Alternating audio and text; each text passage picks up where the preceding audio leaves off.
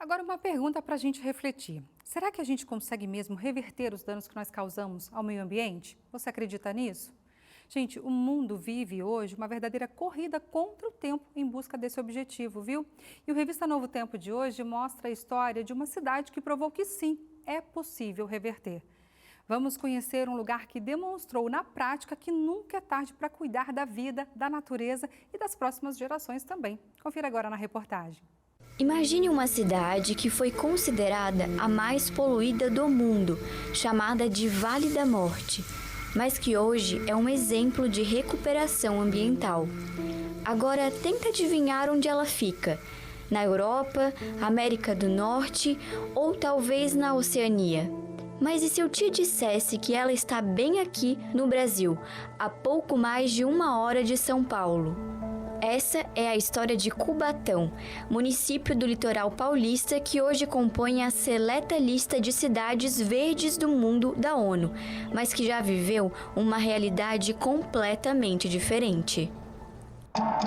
O ano era 1950. O Brasil encontrava-se em um período de plena expansão industrial. O governo decide, então, trazer indústrias para Cubatão, a maioria estrangeiras. O local foi escolhido principalmente por sua localização. A cidade está a 12 quilômetros do Porto de Santos e a 150 da capital paulista. Rica em água e cercada pela Serra do Mar, Cubatão logo ficou conhecida como um polo petroquímico do Brasil. Mas todo esse progresso veio sem controle, com dezenas de indústrias em operação. A emissão de poluentes químicos como monóxido de carbono, benzeno, óxidos de enxofre e nitrogênio ultrapassava 1.000 toneladas por dia.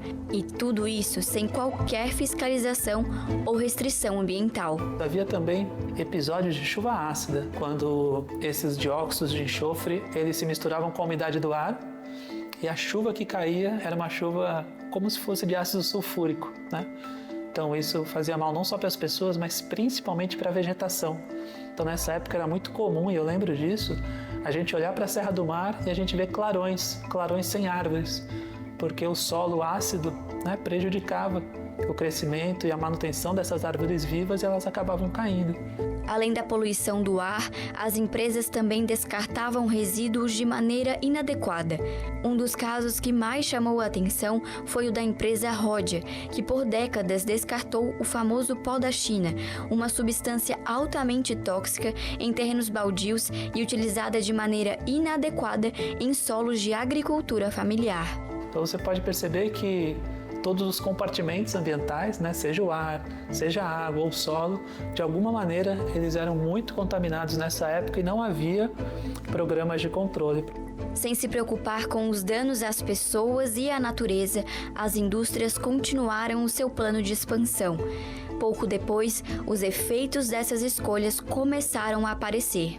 Fomos a Cubatão encontrar com Geraldino, que nasceu e vive na cidade. Em sua memória estão claras as lembranças de como era viver aqui naquela época. Eu me recordo de uma... A gente amanhecia, em cima do carro se passava o dedo assim, já tinha uma foligenzinha, né, resíduo sólido do ar da madrugada. E no período da madrugada, quando ia anoitecendo, por volta de 8, 9 horas, 10 horas da noite, ia se intensificando alguns odores de gás, de produção industrial mesmo, né? Além da degradação ambiental, a população mais vulnerável, que morava ou trabalhava perto das indústrias, começou a adoecer. As consequências da poluição começaram a ser percebidas já no nascimento. Nos anos 1980, dezenas de crianças nasceram com anencefalia, uma condição em que o feto nasce sem parte do cérebro e crânio.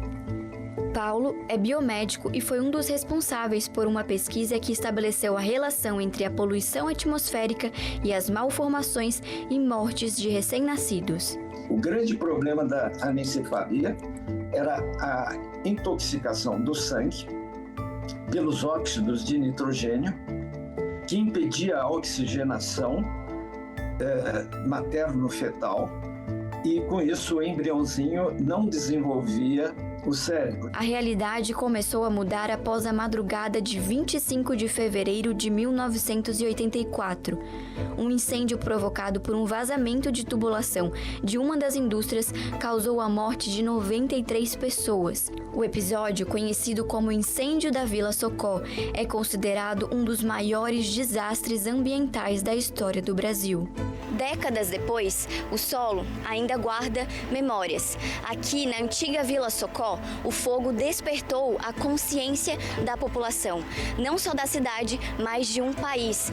Foi esse desastre que mudou o destino da cidade de Cubatão. Esse incêndio, né, para além da tragédia, claro, do ponto de vista de gestão, né, eu acho que ele inaugura esse momento de fiscalização. Né? Eu acho que é um momento de fiscalização do que está acontecendo, né? Então do acesso fácil que as pessoas tinham ao oleoduto e a falta de fiscalização que havia ali naquele momento. E o que parecia irreversível começou a mudar. A partir de 1985, a CETESB, Companhia Ambiental do Estado de São Paulo, iniciou um plano de recuperação ambiental. As indústrias tiveram de instalar filtros nas chaminés para reduzir os poluentes, substituir matérias-primas tóxicas e descartar os resíduos de forma correta. O plano também previu o tratamento do esgoto antes de ser lançado na rede e uma fiscalização rigorosa para garantir que as regras fossem cumpridas. Também não adianta ter a lei se alguém não fiscalizar. Então, as tecnologias de fiscalização avançaram muito hoje. Por exemplo, as emissões atmosféricas são monitoradas em tempo real pela CETESB. Ao longo dos anos, foram investidos cerca de 3 bilhões de dólares na recuperação de Cubatão. As medidas deram resultado.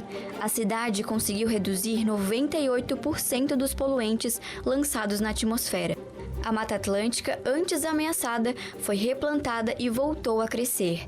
Após toda essa experiência de Cubatão, em 1988 foi sancionada a primeira Política Nacional de Meio Ambiente. E em 1992, a ONU reconheceu a cidade como um exemplo mundial de recuperação ambiental. Nesse contexto dos anos 80, é importante a gente ressaltar o seguinte fator, que essa recuperação ambiental de Cubatão, ela também passa pelo compromisso do setor produtivo, né, em se readequar, pela participação da sociedade civil e o compromisso do poder público em conseguir engajar esses três setores, fazer essa sinergia de interesses para que a gente pudesse superar esse momento difícil. O retorno do Guará Vermelho aos manguezais da cidade, depois de décadas, se tornou o símbolo da recuperação ambiental de Cubatão. A cidade, antes coberta de cinzas e fumaça, agora possui novas cores e um ar mais puro. Hoje você pode respirar isso aqui, você sente o ar mais puro. A cidade de Cubatão melhorou em geral, né? Tá muito bom, graças a Deus. Cubatão ainda carrega algumas cicatrizes do passado. Mas para Fabrício, a participação ativa da população é fundamental para que essa história nunca mais se repita. Nosso maior desafio hoje é fazer com que a sociedade brasileira acredite que é possível se transformar. A gente ouve muito dizer que não é possível, que não vai dar em nada, que demora muito tempo, mas o importante é dar o primeiro passo. Cubatão já deu esse passo e segue sendo um exemplo de mobilização, mostrando que é possível reverter os danos causados pelo ser humano. A cidade fantasma ficou no passado. Hoje, Cubatão é o Vale da Vida, uma cidade que voltou a respirar.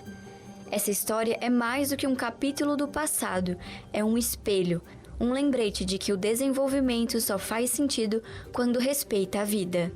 Acho que Cubatão mostra pra gente que a sustentabilidade, esse tripé, né, entre economia, dimensão social e ambiental, precisam de fato estar equilibrados, porque senão os prejuízos são maiores do que os lucros. Quer dizer, a cidade mudou, a qualidade de vida mudou, as pessoas têm mais satisfação, mais prazer em morar aqui. Então tem uma diferença muito grande dos anos 70, 80 para agora.